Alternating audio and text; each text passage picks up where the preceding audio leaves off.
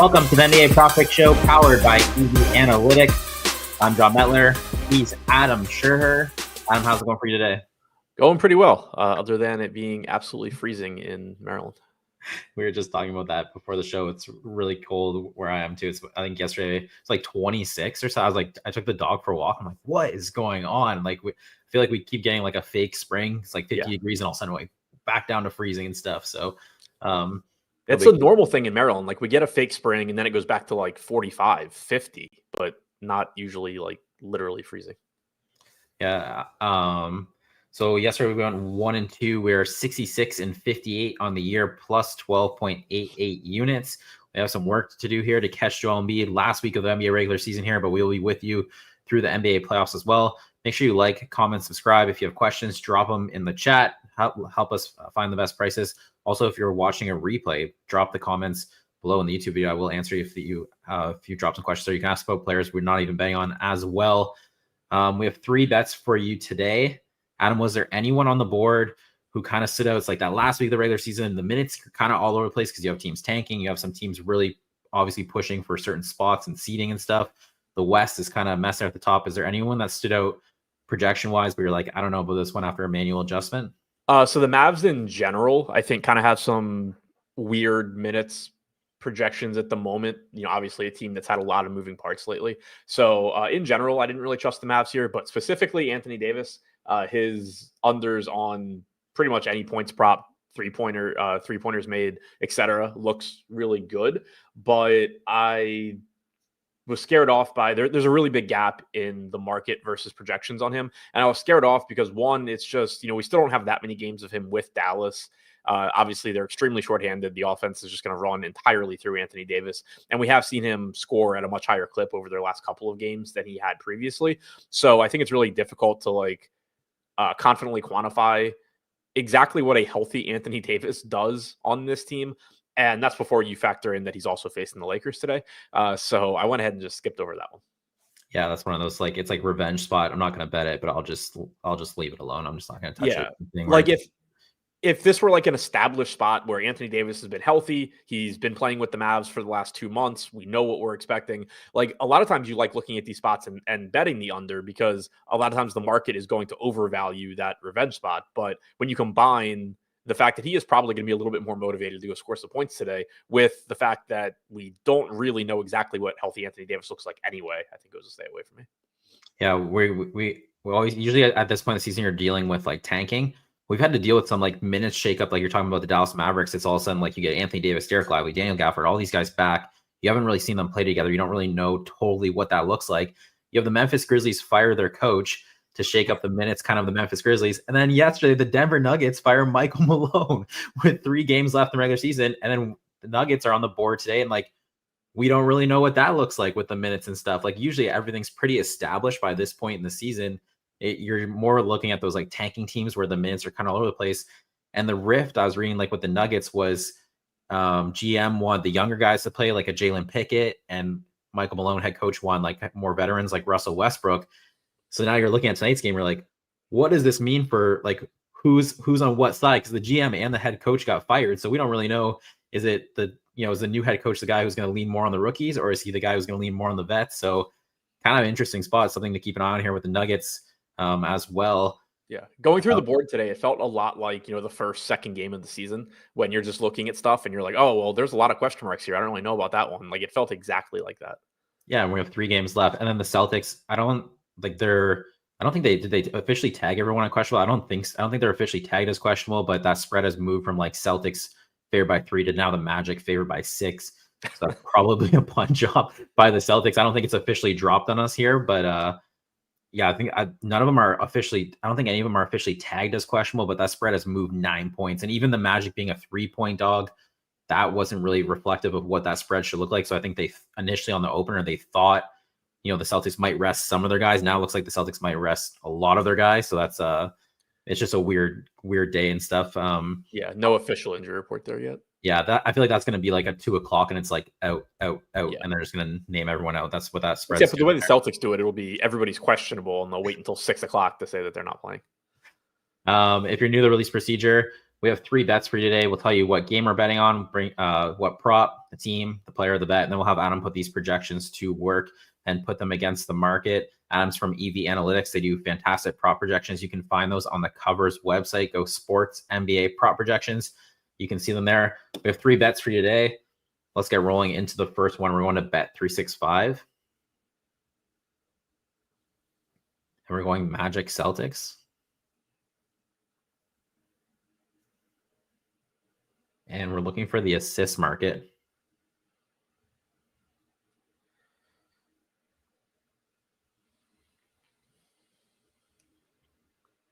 And our bet is there. And we're running it back. This was our winner yesterday. We're going Wendell Carter Jr. over 1.5 assists, plus 160, plus 145 yesterday. And he hits it. We're going plus 160 today. So once again, that's Wendell Carter Jr. over 1.5 assists, plus 160. I do think he's sitting about plus 145 at ESPN. That's the next best price I saw. If you see a better price, drop it in the chat. Adam, you want to break this one down?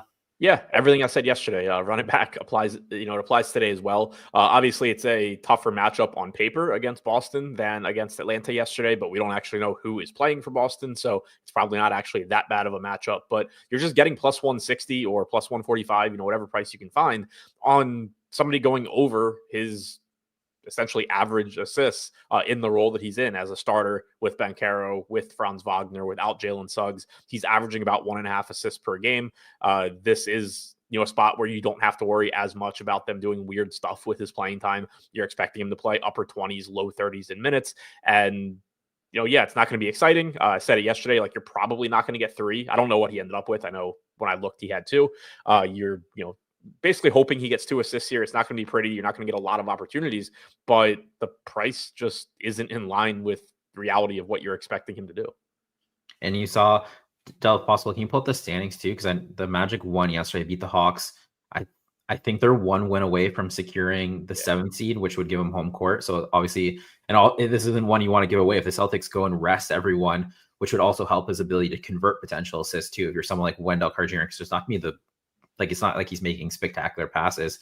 It's kind of more on your team to convert it.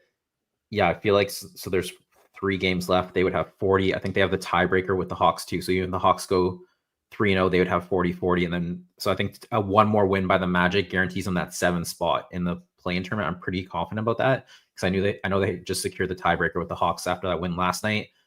So, and you saw, you kind of brought this up yesterday with Wendell Carter Jr. He played 37 minutes yesterday. So we're at that point where it's like, we need to win. We're trying to secure a certain spot in the standings here. And 37 minutes, that's not normal for him. He's usually like that 25, 26 guy. So they kind of showed you like, hey, we're going to ramp up the minutes here for some of the stars because we need wins. Plus 160. I mean, it's a great price for Wendell Carter Jr. here. So first bet, Wendell Carter Jr. over 1.5 assists, plus 160. We'll move on to the second bet here. We're going to bet MGM.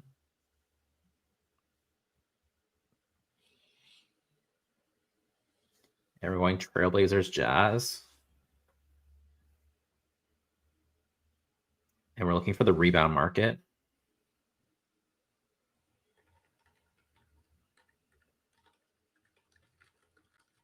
And the bet is Kyle Filipowski under 9.5 rebounds, minus 110. Once again, that's Kyle Filipowski under 9.5 rebounds, minus 110. Adam, you want to break this one down? Yeah, another just kind of projection-based bet here. Like you don't have Walker Kessler today. You don't have John Collins. You don't have Markkanen. You have Utah just, running out their general garbage. We have Filipowski projected for 28 minutes here, which I think is very reasonable. He's started 16 games this season without Walker Kessler. He's averaged 28.9 minutes per game. He's averaged 9.1 rebounds per game.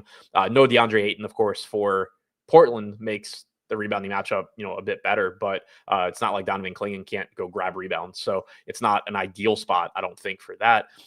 Just kind of looks like an average spot where he's averaging less than this line. We have him, like I said, projected for 28 minutes. We have him projected for, if I could find his name, that would help. I lost him on the screen. I know we have him at 28 minutes. We have him at 8.2 rebounds. So, maybe a little bit low as far as the rates go, but plenty of wiggle room there. Bobby Newport saying minus 109 Caesars. So that beats the BetMGM price by 110 if you want to go grab that price. That's definitely the best price on the board, minus 130 FanDuel. So looks like Filipowski, Rich saying minus 105 Fanatics and points bet. I'm assuming that's minus 105 there. So that would be your best price, minus 105 at Fanatics if you have access to that.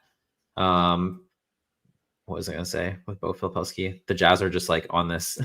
I feel like the Jazz, there's a couple of teams I was looking at the board today. I'm like, I just want your season to be over from like a player prop standpoint for me as well. And the Jazz are one of them. What was the other? Is it 76ers Raptors? Do I got that wrong? And there's two tanking teams playing each other. I was like, oh my God, this is make this end for you guys. So the second bet there is Kyle Filipowski. Do you have the break even on that? Let me get it. Also, I just pulled it up out of curiosity, but last 10 games, Portland allowing the 10th fewest rebounds per game to opposing centers. For the season, they are middle of the pack. So it's not like you've seen a drop off there with 8 and out. If anything, it's gotten a little bit better. Minus 248 is the break even. Okay, so there's a good wiggle room on that one too for that break even. Second bet, Kyle Filipowski under 9.5 rebounds, minus 110. Move on to the third bet here. We're going to DraftKings. There it is. 76ers, Wizards, Hornets, Raptors. Those were like the two games I was like, get this off the board. We're looking for the Spurs Warriors game. We're going to the assist market.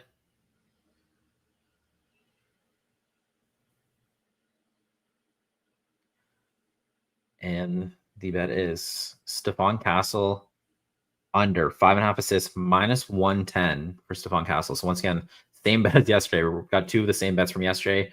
Running this one back. He had 8 dimes yesterday, but we are betting this one again. We're going Stephon Castle under 5.5 assists, minus 110. Adam, you want to break this one down? Yeah, same stuff I said yesterday that obviously didn't come to fruition, but Castle averaging, I believe, like 5.8 going from memory, assists per game in the games he's played without Wemby, without Fox. You are getting not as good a price, I don't think, as we had yesterday, but you also have, yesterday they were 12.5 point dogs against a good Clippers team. Today, they are currently 16.5, or at least last I saw a live line, 16.5 point dogs against Golden State. Obviously, plenty of blowout potential there. You do have Golden State on the back-to-back, so we don't actually know who's playing, but assuming that they play their guys, like this is has been a really good team when they're healthy. There is plenty of blowout risk here that limits Castle's minutes, and it's not really accounted for overly in his projection here. We have him at 32 minutes, 4.6 assists. Just again, projects as a good bet, even though it didn't come through yesterday. Yeah, so you're saying 16 point favorite. We don't know who's playing for the Warriors. I feel like everyone probably is playing because they're in that jumble of like they can fall anywhere between 3 and 8 in the Western Conference standings. They also, that game against Phoenix was a cakewalk for them. That it's almost like a fake back-to-back to some degree. I think Jimmy Butler only played like 19 minutes. Stephen Curry was like 25. I had that on in the background while I was handicapping today's games, and it was just a blowout the whole way through. That game was over. So that wasn't like a stressful game for their starters by any means. And we were also talking about yesterday, Stephon Castle, you're kind of looking at that, like, could it be a potential blowout against the Clippers, which you're also, the Spurs, you're out of the playoffs. There's no reason to push minutes. He could get pulled from the game quickly. That probably applies even stronger today because you just played yesterday. He's on the second night of a back-to-back. He is a rookie. That was a competitive game for the Spurs and the Clippers. So he played like pretty strong minutes in that game. So if this one, I feel like if this one gets away from the San Antonio Spurs, you'd probably be faster to pull him out just because it is the second night of a back-to-back too. And the Warriors have apparently the favorite for defensive player of the year protecting the rim, Draymond Green. So who knows if Steph Castle can even convert any of these potential assists, because Draymond Green is just the best defender in the history of time. That's what everyone's saying. It's kind of getting ridiculous. Every broadcast I watch, it feels like the announcers are like going out of their way to highlight his defense and how amazing it is. And then I'm watching Steve Kerr give like an interview between the first quarter, and he's just like, Draymond Green's the best defender in the history of time. And I'm like, I think everyone plays a futures bet. I don't know what happened, but it's like the craziest like social media push for someone to win defensive player of the year. So hopefully he can stop Stephon Castle from converting potential assists. That would be great. The three bets today, we're going Wendell Carter Jr. over 1.5 assists plus 160. Kyle Filipowski under 9.5 rebounds minus 110. Stephon Castle under 5.5 assists minus 110. James Ferguson, Filipowski, there's a plus 105 of Patano. You have access to that, so that's a good one. Make sure you can go grab that one there. Make sure you like, comment, subscribe. If you please drop a like on the video. It really helps us out. Really keep the show going. Like I said, if you have comments, if you have questions, if you have any questions about the players we bet on, or even just other players, your player props you're looking at, and you have questions about that, drop it in the comment section, and I will come back and answer those when I see them. This concludes. Adam, let the people know where they can follow you before I close the show. You follow me on Twitter at ShipMyMoneyDFS. You follow the Endgame Syndicate YouTube channel as well for some more DFS content over there. This concludes the NBA Prop Pick Show powered by EV Analytics. Good luck with your bets. Del, play the song.